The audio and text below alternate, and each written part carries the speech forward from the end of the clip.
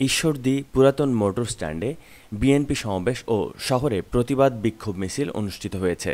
BDR বিদ্রোহের ঘটনায় দেশপ্রেমিক চৌকস সেনা কর্মকর্তাদের হত্যা, ১৭ বছর ধরে দেশে গুম, খুন ও বৈষম্য বিরোধী ছাত্র আন্দোলনে নিহত সকল হত্যাকাণ্ডের নির্দেশদাতা স্বৈরাচারী শেখ হাসিনার বিচার দাবিতে এসব কর্মসূচি পালন করা হয়।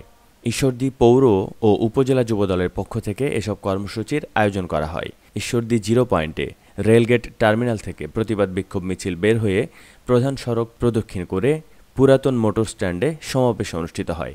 এতে বিএনপি নেতা এস.এম. ফজলুর রহমান, বিষ্টু সরকার, যুবদল নেতা নান্টু ইসলাম, সাজেদুল ইসলাম জিতু, সোনামণি ও স্বেচ্ছাসেবক দল নেতা মেহেদী হাসান বক্তব্য রাখেন। বক্তারা বিডিআর বিদ্রোহের ঘটনায় দেশপ্রেমিক চৌকস সেনা কর্মকর্তাদের হত্যা, ১৭ বছর ধরে দেশে গুম, খুন ও বৈষম্যবিরোধী ছাত্র আন্দোলনে নিহত সকল হত্যাকাণ্ড, হেফাজতে ইসলাম আন্দোলনের আলেমদের হত্যা, সাংবাদিক সাগর রুনি হত্যা, বিগত ১৭ বছর ধরে গণতন্ত্র পুনরুদ্ধার সংগ্রামে লড়াইকৃত ইলিয়াস আলী সহ সমমনা বিরোধী রাজনৈতিক দলের হাজার হাজার নেতাকর্মী ও সাধারণ মানুষকে গুম ও হত্যাকাণ্ডের নির্দেশদাতা স্বৈরাচারী শেখ হাসিনার বিচার দাবি করা হয়।